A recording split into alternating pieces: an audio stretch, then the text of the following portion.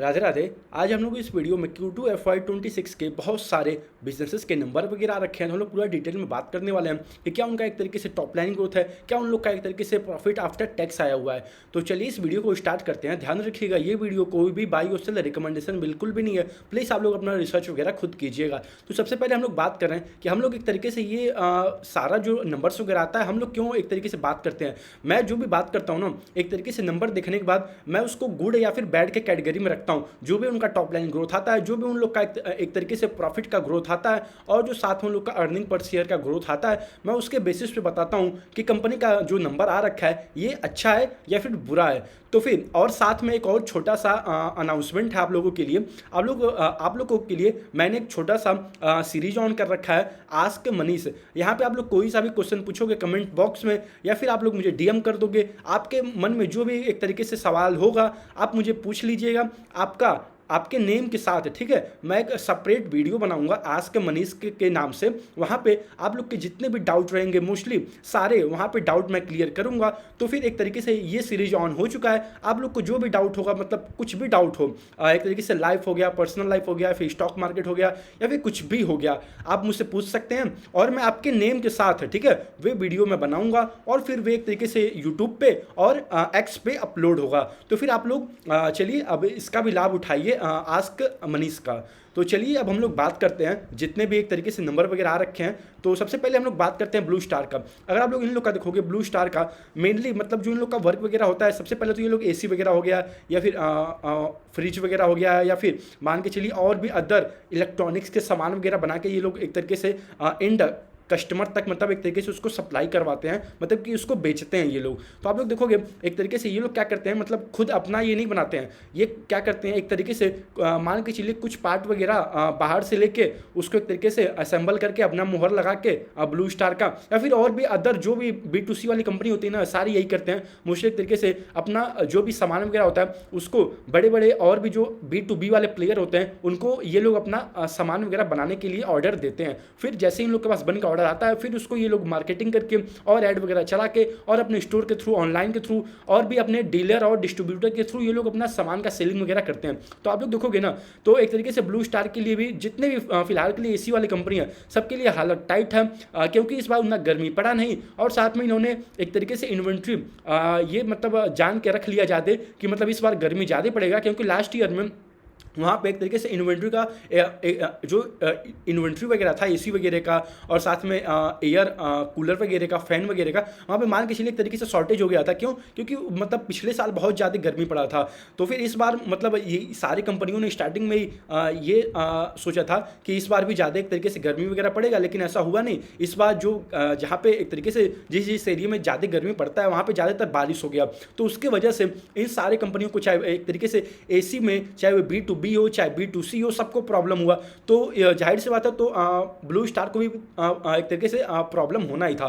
तो अगर इन लोग आप देखोगे Q2 का नंबर, तो मतलब 6% से इन लोग का टॉप लाइन ऊपर है, और प्रॉफिट वगैरह एक तरीके से बस 3-4% से ही ऊपर है। और इन लोग का देखोगे लास्ट क्वार्टर में भी ना 4% से ही मतलब इन लोग का टॉप लाइन ग्रोथ हुआ था। तो मतलब हार्डली कुछ 5-6% का ही ग्रोथ है। और अब देखते हैं कि आने वाले क्वार्टर में अब तो आई थिंक जो एसी पे जो GST वगैरह था वो भी थोड़ा डाउन हो गया है एज कम्पेयर टू द जो पहले था। तो अब देखते हैं कि इन सारी कंपनियों को कितना बेनिफिट मिलता है। तो आप लोग को जब भी एक तरीके से ना एसी का जानना हो, मतलब कि आने वाले टाइम में क्या एक तरीके से होने वाला है ना, मतलब डिमांड को लेके, तो आप लोग को मैं हमेशा कहता हूँ प्लीज़ आप लोग ब्लू स्टार का कॉन कॉल सबसे ज़्यादा पढ़ो। क्यों? क्योंकि ब्लू स्टार का मैनेजमेंट मुझे एकदम मतलब मान के चलो एकदम थोड़ा मुझे अच्छा लगता है। क्यों? क्योंकि आप लोग देखोगे ना, मतलब जब ये एक तरीके से जब डिमांड एक तरीके से जब स्लो होना स्टार्ट हो गया था, तो सबसे पहले ब्लू स्टार का मैनेजमेंट ही था जो एक तरीके से अपने कॉन कॉल में बताने वाला, और साथ में एक तरीके से टीवी इंटरव्यू वगैरह में। तो नो डाउट ब्लू स्टार का मैनेजमेंट को मैं सैल्यूट करता हूँ। मतलब ये बंदा, मतलब जो भी इनका है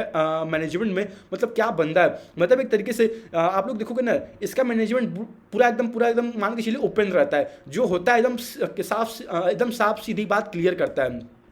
तो नो डाउट कंपनी अच्छा है, लेकिन वो ये फिलहाल के लिए ग्रोथ नहीं है। तो जब ग्रोथ आएगा ना तब हम लोग अच्छे तरीके से और बात कर लेंगे। और फिलहाल के लिए आई थिंक अगर मान लो इस साल का बेस खराब हो गया, क्यों? क्योंकि इस बार मतलब ज़्यादा गर्मी पड़ा नहीं, बारिश ज़्यादा हो गया, और इस बार इन लोग का टॉप लाइन कुछ रहेगा नहीं उतना खास as compare to the last year से। तो जाहिर सी बात है बेस इस बार का कम रहेगा इन लोग का ओवरऑल टॉप लाइन का। तो अगले साल अगर मान लो ना, अगर अगले साल थोड़ा गर्मी पड़ गया तो फिर यही सारी कंपनियां अपने टॉप लाइन मतलब मान के चलो एकदम अच्छे रेट से ग्रोथ दिखानी चाहिए। अब वही अब देखते हैं कि नेक्स्ट ईयर क्या होता है, कितना एक तरीके से मान के चलो गर्मी वगैरह पड़ता है। अब वे तो हम लोग मान के चलो अगले साल ही बात कर पाएंगे। तो फिर अभी फिलहाल के लिए नंबर ब्लू स्टार का कुछ उतना खास नहीं है, तो मैं बैठ के कैटेगरी में रखूंगा। मैं ये नहीं कह रहा हूँ कि मैं मतलब ब्लू स्टार कंपनी खराब है, मैं बस ये कह रहा हूँ कि एक तरीके से नंबर उतना कुछ खास नहीं है। तो चलिए अब हम लोग अगले कंपनी के बारे में बात कर लेते हैं, अपराज इंडस्ट्री के बारे में। अगर आप लोग इनका देखोगे ना, मतलब ये कंपनी लास्ट कई सारे क्वार्टरों से मतलब समझ लो कुछ ग्रोथ का मतलब जी भी नहीं दिखाती है, और इस क्वार्टर में भी इन लोग का मतलब हार्डली 3% से टॉप लाइन ग्रोथ हुआ है, और प्रॉफिट वगैरह भी एक तरीके से पूरा गायब हो गया है। इन लोग का प्रॉफिट इस बार आई थिंक बस 19 करोड़ का प्रॉफिट आया है, और जबकि यही सेम क्वार्टर में लास्ट ईयर में Q2 FY25 में वहाँ पे 54 करोड़ का प्रॉफिट था, और इस बार के क्वार्टर में इन्होंने Q2 FY26 में हार्डली मतलब 19-20 करोड़ का प्रॉफिट किया है, और इन लोग का एक तरीके से टॉप लाइन भी बस 3% से हार्डली ग्रोथ हुआ है। और लास्ट कई सारे क्वार्टरों में कंपनी बिल्कुल ना के बराबर ग्रोथ कर रही है, एकदम सिंगल डिजिट से कंपनी ग्रोथ दिखा रही है। और यहाँ पे कंपनी बात भी कर रही है कि हमें यूएस का जो टैरिफ वगैरह है उसके कई सारे हेडविंड वगैरह देखने को मिल रहा है। अब देखते हैं आने वाले क्वार्टर्स में कंपनी क्या कहती है, क्या बताती है, क्या ग्रोथ आएगा या फिर नहीं आएगा। इसीलिए मैं आप लोग को कहता हूँ प्लीज आप लोग हर कंपनी को ट्रैक करो। अगर मान लो कोई भी एक तरीके से बस वैसे ही फोर्स लॉन्ग टर्म इन्वेस्टर बन के आप लोग मत रहो। क्यों? मतलब मार्केट में बहुत सारी अपॉर्चुनिटी है। अगर कोई बिजनेस अच्छा परफॉर्म नहीं कर रहा है, मान लो उसका एक तरीके से उसका टॉप लाइन ग्रोथ नहीं आ रहा है, उसका बॉटम लाइन ग्रोथ नहीं आ रहा है, तो आपको ऐसा होगा ही नहीं कि मतलब 6-7 यार कंपनी मार्केट में लिस्टेड है NSE और BSE पे, उसमें से आपको कोई मतलब 5-10 हाई ग्रोइंग कंपनी ना मिले। ऐसा कभी हो ही नहीं सकता। इसीलिए मैं कहता हूँ आप लोग हर एक कंपनी को ट्रैक करो, उसका कॉन कॉल पढ़ो, उसका इन्वेस्टर प्रेजेंटेशन पढ़ो। मुझे आके मतलब बोलने से आप लोग को कुछ नहीं होगा। आप लोग मुझे कितना भी एक तरीके से बोल लो कि भैया आप मतलब हर एक कंपनी को बैड कहते हो या ऐसे वैसे कहते हो, मैं मतलब पहली बात तो मैं किसी भी कंपनी को बैड है या फिर गुड कहने वाला होता भी नहीं हूँ। मैं बस एक तरीके से जो उनका नंबर आ रखा था मैं उसके बेसिस पे बताता हूँ कि क्या इन लोग का नंबर है। जो मान लो कि किसी कंपनी का नंबर अच्छा है तो मैं जाहिर सी बात है उसको अच्छा के कैटेगरी में रखूंगा। अगर किसी कंपनी का नंबर खराब है तो जाहिर सी बात है मैं उसको मतलब बैड के कैटेगरी में रखूंगा। ऐसा तो है नहीं जिसका नंबर अच्छा है उसको मैं बैड कर दूं और जिसका नंबर बुरा है उसको मैं गुड कर दूं। ऐसा तो मैं करूंगा नहीं, जाहिर सी बात है भाई। तो फिर एक तरीके से नंबर कुछ उतना खास नहीं है, और इनका लास्ट कई सारे क्वार्टरों में ग्रोथ नहीं है। अब जब आने वाले क्वार्टर में ग्रोथ आएगा तब हम लोग बात कर लेंगे।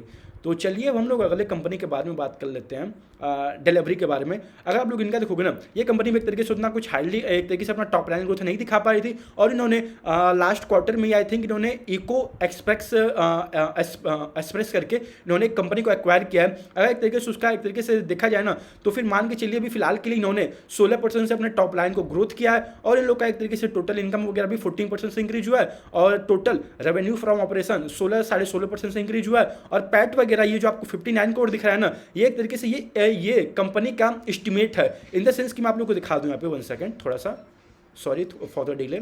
ये रहा, अगर आप लोग रिपोर्टेड देखोगे ना जो रियल है, तो इन लोग का प्रॉफिट ये 50 करोड़ का माइनस में है, ना कि एक तरीके से 59 करोड़ प्लस है। ये एक तरीके से मैनेजमेंट का एस्टिमेट है। अगर इन्होंने मान लो अगर इन्होंने इको एक्सप्रेस का अगर इन्होंने एक्विजिशन नहीं किया होता तो फिर उसकी वजह से कुछ कॉस्ट वगैरह इनका इंक्रीज हो गया, तो उसकी वजह से इन लोग को 50 करोड़ का लॉस देखने को मिला। अगर ये चीज़ नहीं होता ना तो फिर इन लोग का 59 करोड़ का प्रॉफिट होता है इस क्वार्टर में। तो चलिए कंपनी तो बहुत अच्छा है, और आप लोग देखोगे ना कंपनी ने इस बार मान के चलो 24.5 करोड़ प्लस मतलब टोटल इन्होंने अराउंड इन्होंने टोटल सामान वगैरह पॉइंट ए से पॉइंट बी पे पहुंचाया है।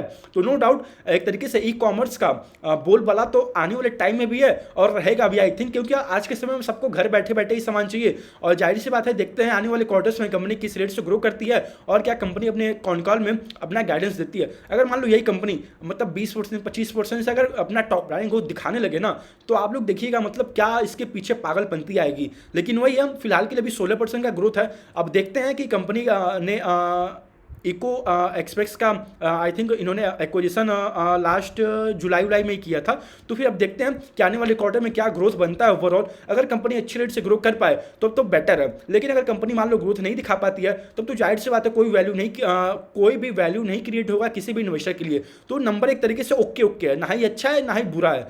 तो चलिए अब हम लोग अगले कंपनी के बारे में बात कर लेते हैं। 1 सेकेंड, सॉरी, ट्रैक्शन के बारे में। अगर आप लोग इनका देखोगे ना, मतलब ये कंपनी भी लास्ट मतलब कई सारे क्वार्टरों में बिल्कुल ना के बराबर ग्रोथ कर रही है, और इस क्वार्टर में भी कुछ भी एक तरीके से उन लोग का ग्रोथ नहीं हुआ है और लॉस इंक्रीज हो गया है, और लास्ट कई सारे क्वार्टरों में मतलब बिल्कुल भी ग्रोथ नहीं है। तो मैं इसको भी बैठ के कैटेगरी में रखूंगा। तो चलिए अब हम लोग अगले कंपनी के बारे में बात कर लेते हैं, IGI के बारे में। इंटरनेशनल ये कंपनी है। आप लोग अगर देखोगे ना, मतलब इन लोग का आप लोग देखोगे एक तरीके से ये लोग FY26 ये लोग क्वार्टरली ऐसे नहीं देते हैं। ये इन लोग का एक तरीके से Q3 चल रहा है, करंट ईयर का चल रहा है, यानी कि एक तरीके से इन लोग का जो जनवरी से मार्च होता है वे Q1 होता है, और जो एक तरीके से उसके फर्दर आते हैं उसके हिसाब से ये लोग चलते हैं, यानी ये लोग कैलेंडर ईयर के हिसाब से चलते हैं। और ये लोग एक तरीके से फाइनेंशियल ईयर जो और अदर कंपनी होती हैं वे एक तरीके से फाइनेंशियल ईयर फॉलो करती हैं, लेकिन ये कंपनी एक तरीके से इंटरनेशनल भी अपना कई सारे मान के चलिए इन लोग का मोस्टली एक तरीके से जो ये लोग डायमंड वगैरह को सर्टिफाई करके सेलिंग करते हैं ना, वे मोस्टली एक तरीके से इंटरनेशनल में भी ज़्यादा होता है। तो इसीलिए ये लोग फिलहाल कैलेंडर ईयर फॉलो करते हैं। तो आप लोग देखोगे कंपनी में लास्ट जब से IPO आ रखा था तो उसके बाद से इन लोग का ग्रोथ वगैरह थोड़ा स्लो डाउन हो गया था। और आप लोग देखोगे इसका कंपनी का मेन काम क्या है ना, मान लो कोई भी डायमंड है, लैब ग्रोन डायमंड है, उसको सर्टिफाई करना, उसको सर्टिफिकेट देना, मेन बिजनेस इसका यही है। ये लोग एक तरीके से मान लो किसी भी जो भी डायमंड होता है लैब ग्रोन में, उसको एक तरीके से ये लोग उसको सर्टिफाई करके उसको एक सर्टिफिकेट बना के देते हैं। तो फिर ताकि कस्टमर को और थोड़ा ट्रस्ट आ पाए और एक तरीके से थोड़ा हायर वैल्यू मिल पाए उस पर्टिकुलर लैब ग्रोन डायमंड वगैरह का। तो आप लोग अगर देखोगे ना, इस कंपनी ने इस बार के मतलब Q3 कैलेंडर ईयर में तो इन्होंने एक तरीके से 21% से इन्होंने अपने टॉप लाइन को ग्रोथ किया, और पैट इन लोग का 28% से ग्रोथ हुआ है। अब देखते हैं कि आने वाले क्वार्टर में क्या कंपनी अपना ग्रोथ वगैरह करती है। फिलहाल के लिए देखा जाए ना, लैब ग्रोन डायमंड में कई सारे ऊपर नीचे हो रहा है, क्योंकि मान लो कभी जो ये लैब ग्रोन डायमंड है ना, कई बार ऐसा होता है ना, इसके प्राइजेस वगैरह बहुत फॉल हो जाते हैं। तो जब जाहिर सी बात है जब लैब ग्रोन डायमंड का एक तरीके से जो असली डायमंड होता है ना, जो असली हीरा होता है, वे वैसा नहीं होता है। ये एक तरीके से जो लैब में बनाया गया जो लैब में हीरा बनता है उसका ये लोग एक तरीके से सर्टिफिकेशन वगैरह करते हैं। तो आप लोग देखोगे ना, आज के समय में बहुत ज़्यादा लैब ग्रोन डायमंड का वैल्यू जो है मान लो उसका बहुत नीचे आ रहा है, यानी कि प्राइस वगैरह बहुत क्रैश हो रहा है। तो उसके वजह से जाहिर सी बात है जो ये लोग सर्टिफिकेट वगैरह बना के देते हैं तो जाहिर सी बात है उसका पैसा भी कम मिलेगा। अगर मान लो अगर लास्ट ईयर का एक हम लोग सिंपल एग्जांपल के लिए बात करते हैं, ये कोई भी एक तरीके से वैसा नहीं है। अगर मान लो कोई भी लैब ग्रोन डायमंड का 1000 रुपया वैल्यू है सपोज, ठीक है, और कंपनी अगर उसको 1000 रुपया वाले को अगर सर्टिफिकेट बना के देती है तो उसका जो भी उन लोग को परसेंटेज मिलता है, जो भी मान लो 1%, 2%, 5%, 10% जो भी मिलता है, तो फिर मान लो अगर उस वही सेम डायमंड का जो लैब ग्रोन डायमंड है अगर उसका वैल्यू 1000 से 500 आ गया तो जाहिर सी बात है एक तो उसका रेट ऑलरेडी आधा हो गया लैब ग्रोन डायमंड का, और एक तरीके से अब जो उन लोग को जो ये लोग अब सर्टिफिकेट बना के देंगे कंपनीज वगैरह को और भी आगे फर्दर, तो जाहिर सी बात वहाँ पे उन लोग को रेट भी कम मिलेगा एज कम्पेयर टू द जो पहले था।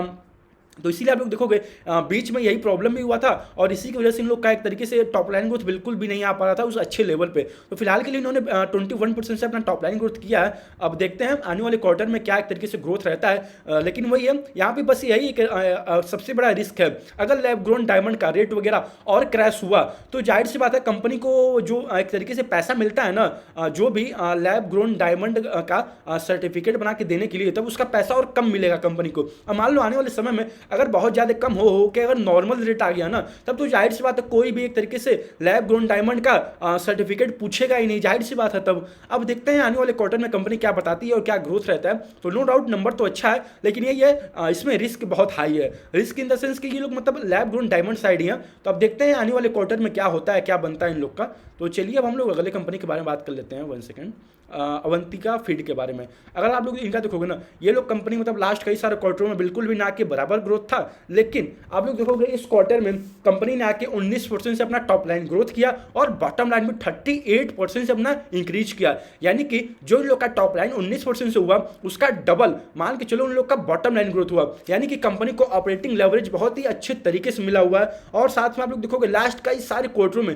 मतलब कंपनी या तो डी ग्रोथ करती थी अपने टॉप लाइन में, या तो एक तरीके से सिंगल डिजिट में कंपनी अपना रेवेन्यू पोस्ट करती थी। तो नो डाउट नंबर तो बहुत अच्छा है इस क्वार्टर का। आप लोग देखोगे इनका थोड़ा सा बिजनेस मॉडल, तो बिजनेस मॉडल अवंतिका फीड का ये है, ये लोग एक तरीके से सी फूड वगैरह मछली वगैरह हो गया और भी जो मान के चलो जो सी फूड होते हैं ये लोग उसको एक तरीके से उसका सप्लाई करते हैं, उसका एक्सपोर्ट वगैरह करते हैं।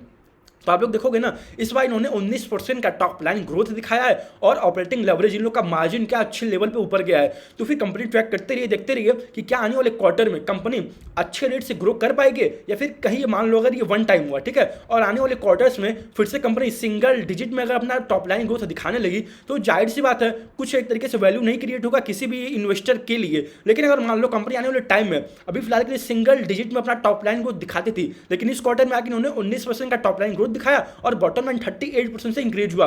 अगर मान लो ये मोमेंटम कंटिन्यू रहा 20% 25% से आने वाले क्वार्टर में कंपनी ग्रो करने लगे और कंपनी अपने कॉन कॉल में आके क्लियर गाइडेंस देने लगे कि हाँ भाई हम लोग एक तरीके से ये ग्रोथ मोमेंटम कंटिन्यू रखेंगे और आने वाले सालों के लिए भी हम लोग का ये ग्रोथ मोमेंटम कंटिन्यू रहने वाला है, तब तो जाहिर सी बात है एक तरीके से यहाँ पे आप लोग और तब अपना रिसर्च वगैरह ऑन रखिएगा। लेकिन वही देखते रहिए कि क्या एक तरीके से ये वन टाइम है या फिर आने वाले क्वार्टर्स में और कंपनी अच्छे रेट से ग्रो कर पाएगी। तो इसीलिए मैं आप लोग को कहता हूँ आप लोग हर एक कंपनी का कॉन कॉल पढ़ो तभी आप लोग जान पाओगे। अगर मान लो कोई भी बंदा होगा मतलब अगर इस कंपनी का या फिर किसी और भी कंपनी का कॉन कॉल नहीं रीड करेगा तो उसको बिल्कुल भी नहीं पता चल पाएगा कि आने वाले क्वार्टर्स में क्या ग्रोथ आएगा या फिर नहीं आएगा। तो फिलहाल के लिए तो अवंतिका फीड का नंबर बहुत अच्छा है, तो मैं इसको गुड के कैटेगरी में रखूंगा। क्यों? क्योंकि इनका एक तरीके से पहले सिंगल डिजिट में टॉप लाइन ग्रोथ होता था या फिर एक तरीके से इन लोग का टॉप लाइन ग्रोथ या तो वे निगेटिव में होता था, लेकिन इस बार इन्होंने 19% से टॉप लाइन ग्रोथ किया और बॉटम लाइन 38% से ग्रोथ किया। अब देखते हैं आने वाले क्वार्टर में कंपनी क्या बताती है और क्या एक तरीके से अपना गाइडेंस देती है फॉर द फुल ईयर। तो चलिए अब हम लोग अगले कंपनी के बारे में बात कर लेते हैं। 1 सेकेंड, मेडी एसिड्स के बारे में।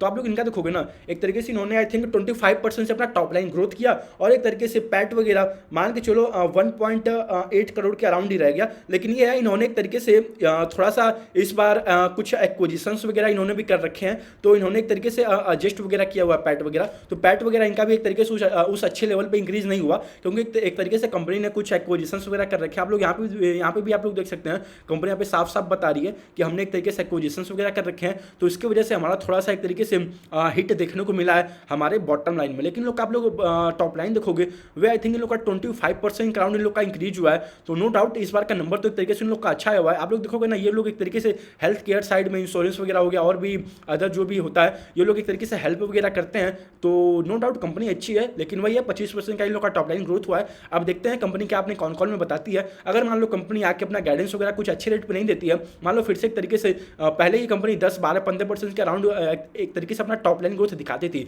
अगर मान लो फिर से एक तरीके से Q3 Q4 से अगर मान लो फिर से उसी रेट पे आ जाए 10% 15%, तब तो जाहिर सी बात है कोई भी वैल्यू किसी भी इन्वेस्टर के लिए नहीं क्रिएट होगा। अभी फिलहाल के लिए इनका 25% का ग्रोथ आ गया। अब क्या ये आने वाले क्वार्टर में कंटिन्यू रहेगा या फिर नहीं रहेगा, ये तो हमको इनका कॉन कॉल रीड करने के बाद ही पता चल पाएगा। अब देखते हैं कंपनी अपने कॉन कॉल में क्या बताती है। आप लोग भी सारी कंपनी को कॉन कॉल जरूर एक बार रीड आउट करिएगा ताकि आप लोग को और बेटर अंडरस्टैंडिंग मिल पाए किसी भी बिजनेस के बारे में। चलिए अब हम लोग अगले कंपनी के बारे में बात कर लेते हैं। 1 second, sorry, Aditya Birla fashion के बारे में। अगर आप लोग इनका देखोगे ना मतलब 13% के अराउंड लोग का टॉप लाइन ग्रोथ हुआ है और लॉसेस वगैरह मतलब एक तरीके से बहुत ज़्यादा इंक्रीज होते जा रहे हैं। यानी कंपनी मतलब लास्ट कई सारे क्वार्टरों में एक तरीके से या तो मतलब उतना कुछ अच्छे रेट से अपना टॉप लाइन ग्रोथ नहीं दिखाती थी, या तो फिर उसके बाद मतलब इन लोग का पैट वगैरह एक तरीके से ज़्यादा मतलब लॉस होता था। यानी कि लोग का पैट वगैरह जो आप लोग खुद देख सकते हैं लास्ट ईयर के Q2 FY25 में 116 करोड़ माइनस में था लॉस, लेकिन इस बार आप लोग देखोगे मतलब 290 करोड़ प्लस यानी 295 करोड़ का इन लोग का ओवरऑल लॉस हो गया। तो आप लोग देखते रहिए कंपनी क्या करती है, क्या आने वाले क्वार्टर में एक तरीके से ये सारे जो लॉसेस वगैरह हो रहे हैं क्या एक तरीके से ये कंपनी आने वाले क्वार्टर्स में क्या मतलब प्रॉफिट वगैरह पोस्ट करेगी और क्या इन लोग का 13% का जो एक तरीके से टॉप लाइन ग्रोथ है क्या और अच्छे लेवल पे आने वाले क्वार्टर्स में ग्रोथ होता है या फिर नहीं होता है। तो फिलहाल के लिए 13% ग्रोथ मतलब कोई ना मायने नहीं रखता है। तो वही बात है, अब देखते हैं आने वाले क्वार्टर में क्या अच्छे रेट से कंपनी ग्रो कर पाएगी या फिर नहीं कर पाएगी। तो फिलहाल के लिए आप लोग देखोगे ना वैल्यू फैशन में बहुत सारी कंपनी है जो इससे हाई रेट से ग्रो कर रहे हैं और उनका गाइडेंस भी बहुत अच्छे लेवल पे है और वे सारी कंपनियां अब एक तरीके से अपना प्रॉफिट वगैरह भी अच्छे तरीके से पोस्ट कर रही हैं। तो फिर एक तरीके से आदित्य बिरला फैशन का मतलब उनका कुछ नंबर खास नहीं है, तो मैं इसको बैड के कैटेगरी में रखूंगा। मैं ये नहीं कह रहा हूँ कि कंपनी खराब है, मैं बस ये कह रहा हूँ कि जो उनका नंबर आ रखा है, ये नंबर उतना कुछ खास नहीं है, और इन लोग का लॉसेस वगैरह बढ़ते जा रहे हैं, और साथ में इन लोग का लास्ट कई सारे क्वार्टरों में कुछ अच्छे लेवल पे ग्रोथ नहीं आ पाया है। तो फिर चलिए इस वीडियो को हम लोग यहीं तक रखते हैं। ध्यान रखिएगा, ये वीडियो कोई भी बाई से रिकमेंडेशन बिल्कुल भी नहीं था। प्लीज़ आप लोग अपना रिसर्च वगैरह खुद कीजिएगा, और जो हमने एक तरीके से अपना नया सीरीज ऑन कर रखा है आस्क मनीष का,